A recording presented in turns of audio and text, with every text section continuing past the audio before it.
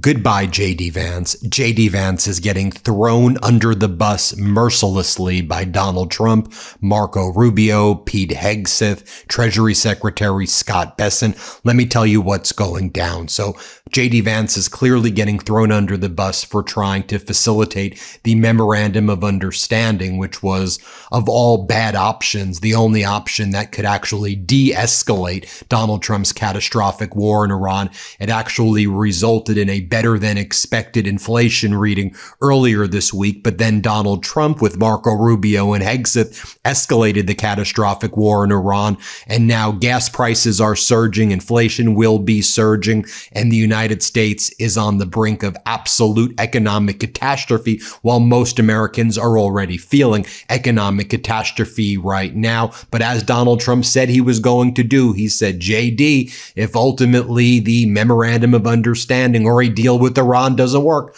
we're going to blame you. So let me show you what Donald Trump, Marco Rubio, Hegseth, and others are doing. And they're also doing it through some of their proxies like Mark Levin. And Mark Levin is out there posting the following. The VP, JD Vance, owes Israel and millions of its American supporters an apology. The Iranian terrorist regime rejected the MOU as it has undermined all agreements and deals. Iran killed it, not some influence operation. It's called logic, experience, and knowledge. Now, people like Mark Levin and an influence operation, in my opinion, worked very hard to destroy the Memorandum of Understanding the moment that Donald Trump held it up in Versailles. But let's face it, you didn't need an influence operation to get Donald Trump to breach a deal. Donald Trump has been breaching deals his entire life. He's never entered deals. He always rips things apart and destroys and then goes bankrupt. That's what he's doing with the United States right now. And so you have all these other Netanyahu proxies and others attacking JD Vance. They're all a swarming right now. You've got accounts like this. JD Vance is a traitor to Israel and must not win his primary vote. Marco Rubio will dominate him. Okay, we're not even really close to that happening. And then you have other people like Neil Stone. JD Vance went on Rogan to try to defend the rotten deal with Iran and his major role in it. He failed. You can't polish a turd, JD. The harder you try, the messier it gets. What's your plan? Your plan is to have what? A never-ending war with Iran? What, you want to put millions of United States soldiers in Iran? You know, the U.S. has 50,000 soldiers in the region right now. You know how many soldiers Russia's losing in its invasion of Ukraine each month? Somewhere between 30,000 and 50,000 soldiers. That's why it's actually getting soldiers from Africa, from North Korea, and elsewhere, because it's hard to keep up with having 30,000 soldiers killed. You want to know the average lifespan of a Russian soldier once they go to the front line? Anywhere from 20 to 30 minutes I've seen. Perhaps it's more than that. That's the CIA assessment, and it's hard for me to trust John Ratcliffe at our CIA. But regardless, the lifespan ain't that long. So that's what you want. You want to have Donald Trump, Mr. Bone Spurs, draft dodger. Well, you're going to draft millions of American soldiers to what? To die on Karg Island for what? What are we even doing there? And why is the United States focused on advancing Israel's interests and Netanyahu's interests? Can we focus honestly on America and the fact that American people are suffering right now and can't afford rent, can't obviously afford to buy a home, can't afford groceries, are having their health care ripped away, can't afford anything. People are struggling, and this catastrophic war and escalation's making things absolutely worse. And as I've been saying, because people like Rubio with Trump and Hegseth and Mark Levin and others now have caused the U.S. to pull out of the MOU, guess what's going to happen? Global economic catastrophe. And maybe for Mark Levin, you know, you get your checks from state regime media Fox, and maybe people like Bessent and maybe like y'all are just so rich that it ain't going to affect you. But this stuff is affecting Americans, and we're like, what the hell are we even doing there? That's my view of it. But look, JD Vance is responding, and JD Vance is putting this message out. Let me tell you what JD Vance just did, because I find it very, very interesting. So JD Vance quote tweets the Hormuz letter, and the Hormuz letter is aligned more with Iran, and the Hormuz letter aggregates most of its stuff. It's almost all an aggregation, and it aggregated this story from DropSite. That's the originating source. So it's fascinating that JD Vance, though, is reposting the Hormuz letter, and here's what JD Vance writes. This is completely bogus. I never received a message like this. If I had, I would have said, Jared and Steve are trusted members of the president's team and very dear friends. Before I go on, you're like, Ben, what the hell are you talking about? Read the Hormuz letter post. The Hormuz letter says this. Iran calculated $9 billion in profits from market manipulation by individuals close to Trump, mainly Kushner and Witkoff, and formally requested $4.5 billion of that sum be allocated to Iran through intermediaries, adding that the exchange text will ultimately become part of the historical record. A senior Iranian official tells DropSite. DropSite was the source of this.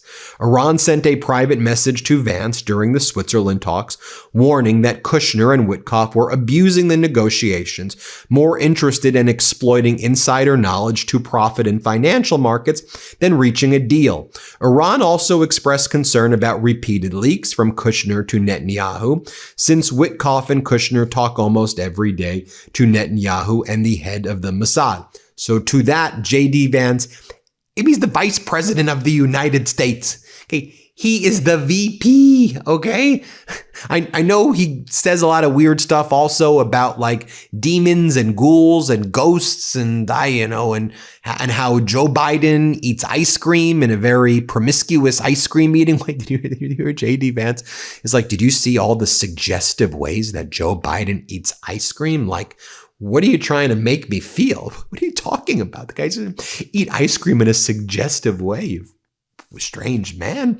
Very strange. Okay. But interesting that you're going to amplify the Hormuz letter saying that.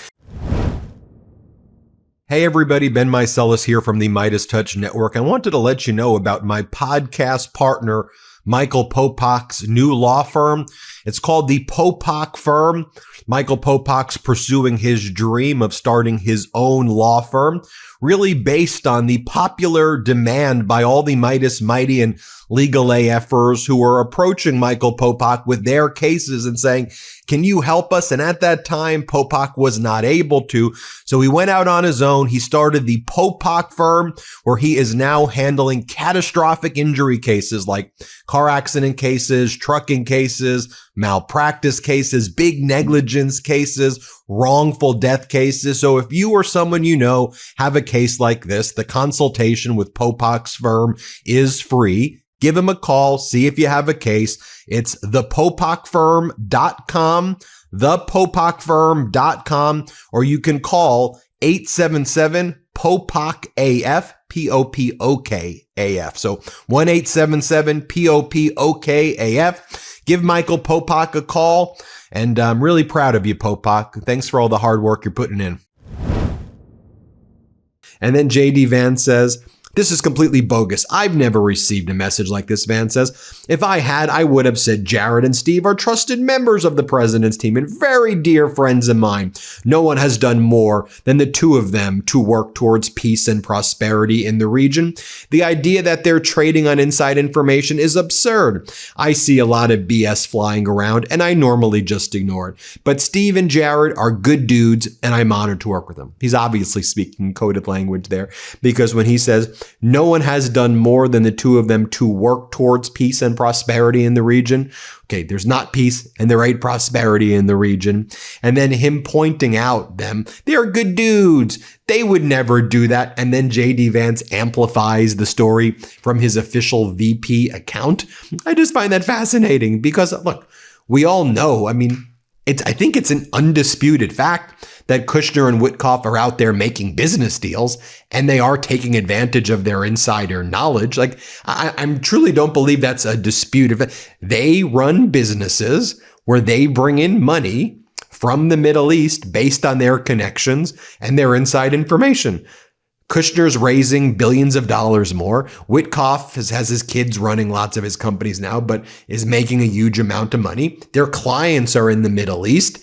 I think JD Vance is saying, look at what's going on. Look at the people who are basically spying on me. I'm giving you my opinion, who are looking after me. Like, to me, in my view, you have Kushner and Witkoff there to kind of look over JD and then to report back to Netanyahu and the Mossad, in my opinion. And also they're focused on their own business interests. And I'm no JD. Let me be very clear.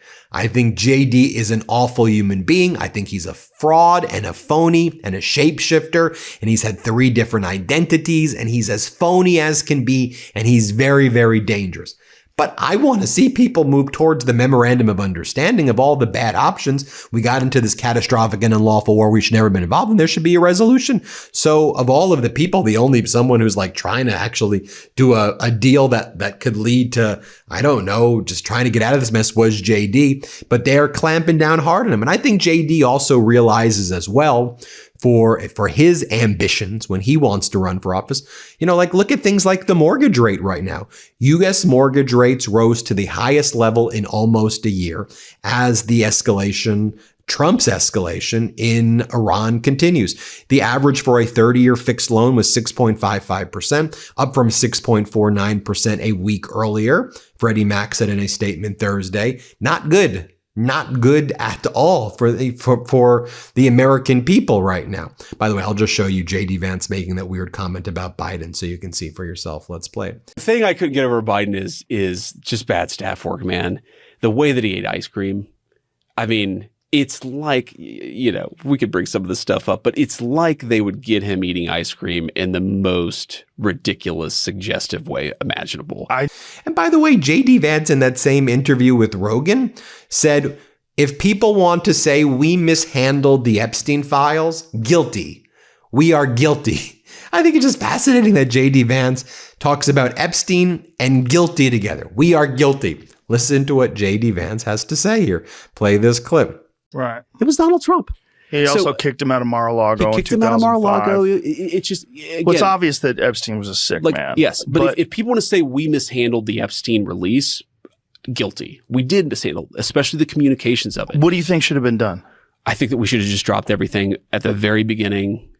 Now, let me show you also the Trump, Levin kind of proxies are out there going after JD Vance, and saying JD Vance is spreading Israeli conspiracies and Netanyahu conspiracies. I mean, JD Vance talked about, I think, again, an undisputed report that there were lots of influencers who were being paid by Netanyahu's regime in order to try to undermine the memorandum of understanding and attack JD Vance. I don't think that's I don't even think it's a disputed fact that that's, that's the reality. Whether or not that was the ultimate cause that destroyed the MOU or that Donald Trump's a psychopath, warmonger, bloodlust sicko and he was going to do it. I mean, I don't want to act like Trump's just this blob that isn't responsible for his own actions. I mean, he's a sicko. He's disgusting. He's a psycho and he's bankrupted things his whole damn life. But, this is how they're attacking JD. You can see for yourself. Here, play this clip. And now I have a few comments for the vice president himself. Mr. Vice President, you spent the better part of your interview whining about people criticizing you online and inventing conspiracies about U.S. allies like Israel, instead of actually being a man and taking responsibility for your own failures. It couldn't possibly be that Americans, Israelis, Iranians, Gulf Arabs, national security experts, or even many of your own supporters genuinely oppose your policies. No, it had to be some well-funded campaign directed by the Israeli government, an extraordinary accusation to make without the receipts to back it up, and one that conflates legal and transparent advocacy with a sinister foreign plot. Reality is much simpler. People aren't criticizing you because they were told to. They're criticizing you because your approach to the Islamic Republic has been a catastrophic failure, because you are a catastrophic failure. And then it's just fascinating, too, because JD Vance says that the Democratic Party is the cooler party. The Democrats are like cool, like all the celebrities and entertainers are Democrats, he says. Here, play this clip. Thought there's like an element of truth to it, which is that Republicans still fundamentally have a cool problem, right? There's something more charismatic, more cool about the Democrats as opposed to the right. Did I say that? So you said something about there are too many dorks or something on the right. There's a lot of dorks. fair. I'd say there's a lot of dorks There's on the a left. lot of dorks like, on the left, too. But it's a different kind of dork. It's a different kind of dork. But the point is that there's something, like, okay, if you're a pop star, you're a rock star, you're an actor, you're in all these cultural centers, you're more likely to be left than right. And so I think that a lot of young people who are attracted to these population centers, they sort of move along with the prevailing culture. I think that's one thing that's going on. And so tell me what you think right there. I mean, I think the dynamic that's shaping up right now. Love to hear your thoughts. And I'd love for you to check out WTF America, because honestly, when you watch these videos, don't you have the same reaction as me? WTF. I wake up and I'm like, dude, what the F? Don't you wake up and I'm like, what the F? I mean, I'm here on the West Coast, so I wake up early. If I'm on the West Coast, 4 a.m., 5 a.m., depending on the day. And I'm just like, dude, what the F? How did this even happen? But that's where we're at. But get the book. It's dedicated to you, the Meidas Mighty. You're the fourth author. It's Ben, Brett, Jordy, Meidas Mighty. You. Thanks so much for watching. Breaking news right now, my brothers and I wrote a book. It's called WTF America. And well, doesn't that just say it all? It comes out officially this October, but you can pre-order your copy today. Just scan the QR code or click the link in the description below.